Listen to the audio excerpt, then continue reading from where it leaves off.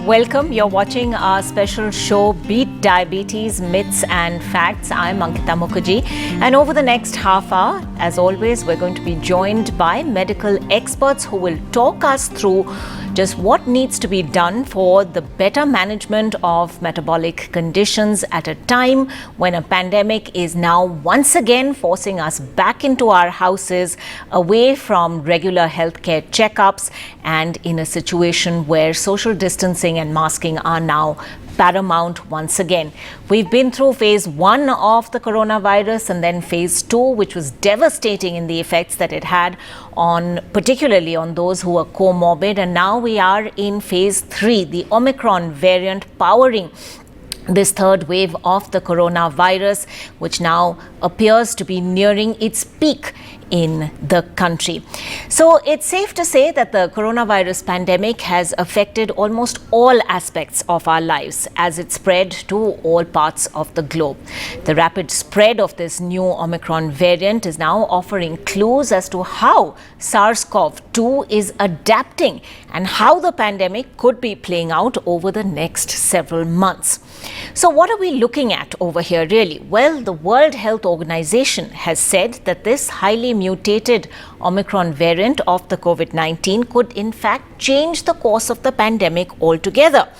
Now, due to the previous lockdown and the work from home culture, we've seen how lifestyles have already been severely disrupted. People have become physically inactive, they've developed irregular eating patterns. That in turn has led to unhealthier lifestyles, which has led to the aggravation of lifestyle-related diseases. What we're talking about is a multidimensional approach to promote healthy diets, increase physical activity, and help in slowing down the diabetic epidemic. Let's take this across to the experts joining us on the show today. Dr. Jitendra Singh Makkar, MD, DM Cardiology. He's a senior interventional cardiologist and an electrophysiologist. He's director of cardiology of the Eternal Hospital in Jaipur. Thank you for being with us, Dr. Makkar. Are people with heart conditions more at risk when it comes to this new COVID variant, if we can still call Omicron that, given that it's already spread all around the country? In your mind, are there any extra precautions they should be taking to prevent complications linked to this new variant? Yeah, I think it is yet data to be received about Omicron affecting the heart. But as Delta variant had a lot of effects on heart, it's likely that Omicron is also going to damage the heart. So we cannot take it lightly. The precaution to avoid infection remains the same. We talk every day about it, like washing hands and using sanitizers, mask and social distancing. But as far as heart patients are concerned, the main precaution, main information, message I want to give them is that to keep continuing their existing treatment, whatever they are taking for their heart. And even if lockdown happens again, they should stay in touch with their cardiologist or physician whom they are seeing to. And if they are not possible physical consultation, then they can arrange an online consultation. But the medicine should continue, the treatment of existing heart disease should continue. And if they get positive for the Omicron variant, or as such COVID positive they get, the admission threshold for admission should be less. They should be admitted at early stage if we think that they are having some extra symptoms like breathlessness or oxygen saturation is going down. We should be very careful about the heart patient.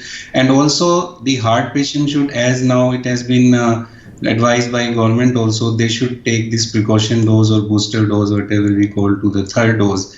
They should get it as soon as possible. Right. So, yeah. Okay, let me bring in the other medical experts as well at this point. We're joined by Dr. Ajoy Tiwari, MBBS, MD, Internal Medicine, FRCP, FICP, FIMSA, Director and Consultant Diabetologist with Jai Clinic and Diabetes Care Center in Lucknow. We're also being joined by Dr. Alok Modi, MD, FISH, FACP, USA, PGDL, from the United Kingdom, Consultant Physician, Kevalia Hospital and Jupiter Hospital and Dr. Modi's Diabetes Center in Thane. Dr. Tiwari, let me ask you, what do we really know at this point about the Omicron variant and how it affects children and teenagers? Are current vaccines entirely effective against the Omicron variant? We're, of course, seeing vaccines rolling out for teenagers at this point. How safe is that going to make them? Okay. So after the advent of this particular variant from South Africa, it has spread all across the world, and we know that it is highly infectious. So that is the point that is very important as regards to this particular variant. But the silver line is that the symptoms are mild. Until date, whatever we are seeing is that it is a slight cough, and it is usually the upper respiratory tract involvement. And we are not seeing lower respiratory tract infections, that is, lungs are not being affected. But saying that, I will say that it is a very important issue that we should not drop our shield. COVID appropriate behavior is very important. Wearing mask is very important. Social distancing is important. And frequent washing of hands and avoiding crowding places is very important. And as regards to the kids, we have seen from the data from South Africa and the US that a lot of children are being infected with this Omicron variant because it is highly infective. But luckily there also we are having lesser symptoms, but we have to be very cautious as regards to the kids. And I think that if the entire family adheres to the COVID appropriate behavior, we can save these kids. Right. Then third, as regards to the vaccine that you've asked, so that is what we have found, that although the antibodies may be less, but the T cell immunity affords prevention against severe disease and hospital admissions as regards to the Omicron variant also. So that's also a very good thing to see. Right. Dr. Modi, let's talk a little more about boosters. Right now, we're seeing the rollout of, what is being called as a precaution dose or a third dose of the same vaccine for frontline healthcare workers as well as for senior citizens with comorbidities. But what is this booster dose? Is it going to help your body's immunity further? What is the difference between, what is being called a booster dose globally and what is a third dose over here in India? Is there a qualitative difference? Yeah, first of all, let me offer my thanks to you, the anchor, the elite panelists here, and the respected audience for joining us. Let's understand what this vaccine is all about. See, basically, what vaccines do is they give us an active immunity. So what happens is there is something called as an antigen. There is a small protein molecule. There are different types. Just as we have our own unique face type, our own unique fingerprints which identify each individual person. Antigens are specific shaped protein molecules which identify a living organism. And virus is not a living organism, but a foreign organism which the body identifies as non-self. So body builds up its own defense mechanisms when it attacks your body and starts killing it. So that you need a good immunity to recognize a non-self.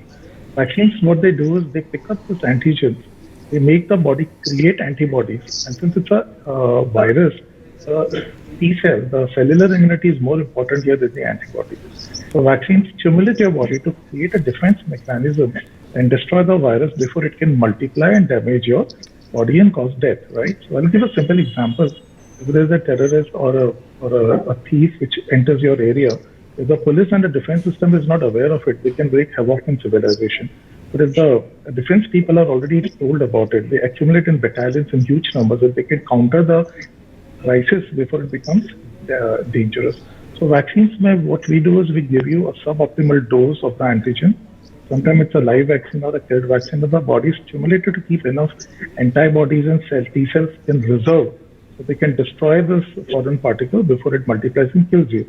Now coming to the third dose, so when you give vaccine, it stimulates your immune system and makes it powerful enough to take control of the natural infection. So generally we give 2 dosages, like in COVID, but this may not mount a sufficient response of the antibodies which are required. So certain people, on an average, we do not give beyond 2 dosages. For certain immunocompromised people, like people who have got liver transplant or kidney transplant, people who have got certain autoimmune diseases where the immunity is weak, people who are on steroids, people who have diabetes, especially uncontrolled diabetes, certain group of people where immune deficiency is present, a third dose is required to you can achieve optimum levels of immunity to fight the virus when it affects you. So that is the meaning of a third dose. It's not meant for everybody, it's meant for certain groups. Right. Now, what is booster? So what happens is over a period of time, your immunity starts declining. So this is a law of nature. Whatever is created here is bound to undergo death someday. So your entire body protective mechanism starts declining after a certain time. And though you might have taken 2 shots of COVID vaccine, after some time you will be vulnerable to the COVID infection. So a third dose or a booster is required to build up your immunity back to normal. So this is not required only for COVID, for rabies, for hepatitis, for any kind of vaccination. A booster is required after a particular determined period as per medical parlance to keep our immunity intact. So basically, to understand, a third dose is very much required, and that is what the government is fortunately going for, starting with few people, the medical personnel, and then they will come back to the general public. But a third dose is not mandatory for everybody. It's meant for people who are immunocompromised. I hope that answers the question in a simple manner. Right. Dr. Tiwari, on a slightly different tack, it's a general belief among people that diabetes affects only those with obesity. Is that necessarily true? What are the other risk factors? Okay. So technically, if you define the diabetes, it is type 1 diabetes. The type 1 diabetes is an autoimmune disorder. So usually it is in the people who have got the appropriate BMI or they are lean. Mm-hmm. But as regards to type 2 diabetes, because it is the more prevalent form of diabetes, and this obesity comes up as a causative factor for this. So if you see, obesity can cause diabetes, that is very true. But we have to understand that the distribution of fat is also very important. And there is a very interesting thing, we call it as thin fat Indian. That for an appropriate BMI also, we can have a greater deposition of fat around our belly. That is, we call the toxic belly. And that is more responsible for type 2 diabetes and insulin resistance. Secondly, you asked about what are the other things which are the factors. So we define them as modifiable risk factors and non-modifiable risk factors. So non-modifiable risk factors, we cannot do anything about them. That is the ethnicity, race, age, etc. But modifiable risk factors can always be taken care of. One is obesity that you have already stated. Then we can have a high blood pressure, high cholesterol, smoking, sedentary behavior, and lack of intake of vegetables and fruits. So these are the things which we can work up. Then an adequate sleep is also very important, less stress levels. So all these things can be addressed. So if we address these things, we can always prevent diabetes. Right. Dr. Modi, people are using glucometers to check glucose levels at home, which presumably is a good thing. But most of them then don't end up checking their HbA1c levels. How important is it to do that, and at what sort of intervals is it necessary? Dr. Modi? Okay, let me just explain to you what is HbA1c. As the name suggests, it's glycosylated hemoglobin. So it's a combination of hemoglobin, which is a protein molecule which carries oxygen to you and gives you the red color of your red blood cells in the blood. And the glucose moiety, when it attaches to it, so it's a combination of a protein and a glucose molecule, and that's called as glycosylated hemoglobin. It's present in everybody. It's not only in diabetics. It's a level which is important. So if you have a glycosylated hemoglobin which is less than 5.5, we're considering as normal. For a diabetic, it can even reach up to 13 and 14, and I see patients even beyond that when they're uncontrolled in diabetes. So if you get an HbA1c which is high, you need to bring it down, and the accepted HbA1c level that we are looking for after optimum control should be between 6.5 to 7 for most type 2 diabetics. Now, why is it important? Now, let me give a little hang of this. You normally end up doing a fasting and a post-lunch in a glucometer in your house. Let me just educate the people that when you're doing a post-lunch, it should not be collected 2 hours after you finish your meal, which is what everybody does. It should be 2 hours after you start eating the meal and not after completing the meal. Now, the fallacy with this is you can't check post-dinner, you can't check 6 o'clock morning sugars where you could have a real hypoglycemia. You can't check pre-lunch, you can't check pre-dinner. So all those values are required. Now, what medical data has shown us is that, let us say you have a person whose sugars are not under control, they're on the higher side. Of course, he is not a well-controlled diabetic. He will be heading for organ damage like heart attacks, kidney damage, retinopathy in the future. Mm-hmm. But on the other hand, if you have a person whose sugars are very well controlled, but they're jumping from 40 to 200, they keep jumping up and down. That's called glycemic variability. That is even more dangerous. It's called as the 4th dimension of diabetic pathogenesis. That is much worse than having high blood sugar. So that's very important to understand. Mm-hmm. Now, how do you make out this? This glycemic variability can occur in a day, called as intraday variability. It can occur at the same time on different days. You check your fasting today, which is 130, and you say it's okay. But 3 days back it was 200, and 7 days later it might be 440, and 3 days earlier it could be just 90. You don't check for it, and our people have a tendency to check once in a month, once in 2 months. So it's like selecting a student in one exam and saying he's going to become a doctor and engineer tomorrow. So that's not the way to actually figure out your glycemic control. Yeah. If you can sort of average out all your sugars, HbA1c gives you an average of 2.5 months. Fair enough. If you ideally do it every 2.5 to 3 months, you get a better hang of your glycemic control. Right. And why it is 2.5 months? Because hemoglobin has a half-life of 2.5 months. I'll just take it 30 seconds more and tell you, today we are not looking at HbA1c because again, this is an average. It misses glycemic variability. Today, if you go to the state-of-the-art management, you do what is called as a TIR, time in range. When you do a continuous glucose monitor, which is a small sensor that you fit in the body, it measures your blood sugar every 15 minutes. Actually, it measures tissue sugar, not blood sugar. And then you can actually see the flow of sugars continuously over 14 days. Is that suitable for everybody, or would you do that only for specific cases? I have published 2 international papers. The top diabetics in the country are doing it very actively. It's something really wonderful. We're encouraging a lot of people. People can use it on their own. You watch a lot of YouTube videos. You can apply it on your own. You have the pro variety where the doctors can get the data. You have the non-pro variety, the free variety where you can actually read your values live without using a glucometer. Right. It's very beautiful, and it gives you glycemic variability. What we say is that if the TIR, time in range, it should be at least 70% in 24 hours. So if you are in range of your glycemia at least 70% of the time in 24 hours, multiplied by 14 days, the incidence of complications is reduced by 20 to 30% compared to an HbA1c. Right. You can have a desired HbA1c, but a poor TIR. So this is the third way beyond HbA1c.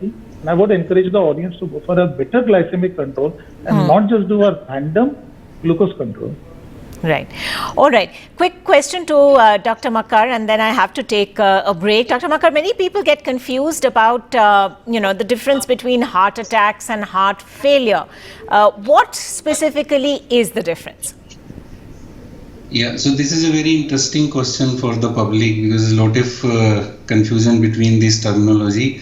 Heart attack is basically, which is technically called myocardial infarction or acute MI, is an acute emergency condition basically when patient has chest pain or sweating or loss of consciousness.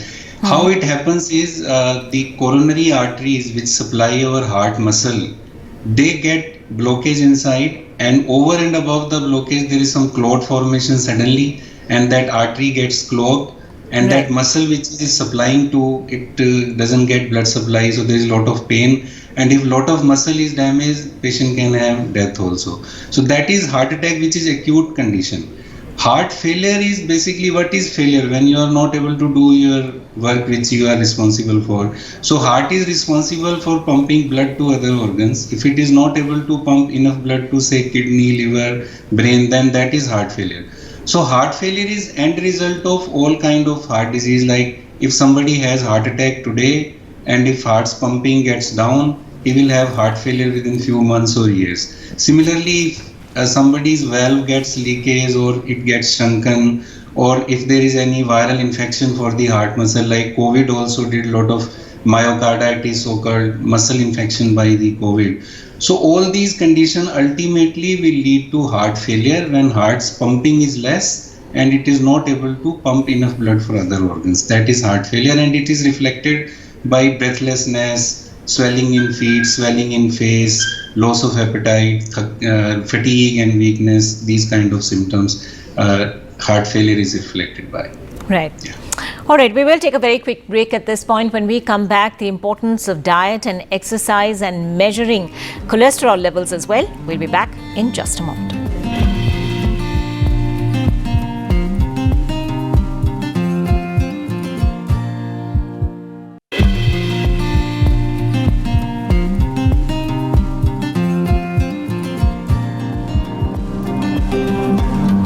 Welcome back to Beat Diabetes, Myths and Facts. Let's jump into it straight away. Dr. Modi, this question is for you. People often take high blood pressure lightly, especially now during the pandemic. There seems to be, again, a surge in patients with hypertension. What are the possible complications that could emerge out of this? Very relevant question. I'm happy you asked this. Three things: cancer, diabetes, blood pressure, they're asymptomatic. Most of the time, patients have no symptoms. It's called as a silent killer. People ignore it. When the blood pressure rises slowly, the current guideline is 140 by 90. If it goes little above that, 160 by 100 and all, it may not kill immediately, but it narrows your blood vessels over a period of time, and your propensity to get a heart attack or a stroke or a paralytic attack increases much earlier than you would get maybe after 20, 30 years. When the BP shoots up suddenly to 200, 120, etc., there's a high risk of an acute attack or a bleed into the brain. And once there is a major bleed in the brain, chances that the person goes back home is very less. There is most often death, in spite of being treated at the best centers. And if at all person does come out of it after brain surgery, he's left with a lot of residual disabilities and paralytic attack. So blood pressure is a very silent killer, and in short, I'll tell you, should not be ignored, should be treated very regularly and very seriously, because one small mistake can either kill you and can leave you disabled for life. So every drop of blood pressure by 5 millimeters of mercury can reduce the risk of stroke and attack by 10%. Okay. Dr. Makkar, people think high LDL cholesterol levels can be brought down by diet alone. But do statins have a very direct role in lowering LDL levels? Is it absolutely necessary to take statins and keep taking them? Yeah, it's a common myth in public that the diet can control cholesterol fully. Yes, it makes some difference if we diet accordingly. But major contribution to our cholesterol, whether it is LDL or triglyceride or total cholesterol, comes from the cholesterol manufacturing in our body. It is manufactured in liver, and that is genetically controlled. So that is not in our hand directly.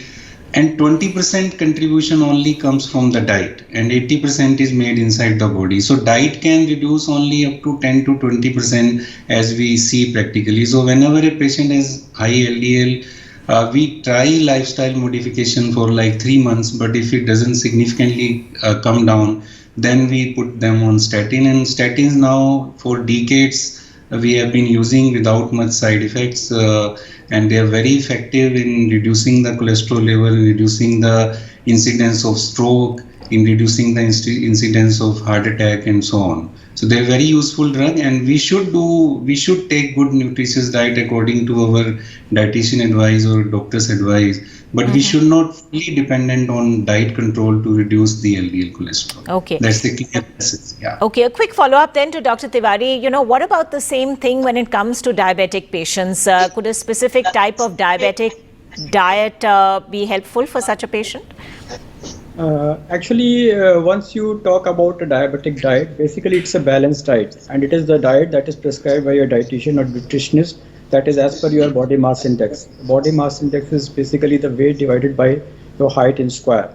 So that is very important, and basically what we are looking to avoid in a diabetic diet is the things which increase our sugars very quickly, like that we call as glycemic index. That is the say when you weigh something, the same way we weigh everything as regards to its potential to dissolve sugars or increase sugars in our blood very quickly. So just we have to be very careful that we have to avoid the things which increase the glycemic index, and basically there is no fat diet for it. And what the message I want to give to all the people is that always be discerning, and we have a decade of affluence now, and we ought to learn to say no. Right. That is very important. Yeah. All right. Okay, we'll leave it at that. We're completely out of time. Thank you all for joining us on this edition of Beat Diabetes, Myths and Facts. We've managed to cover a lot of ground. We hope it's been useful.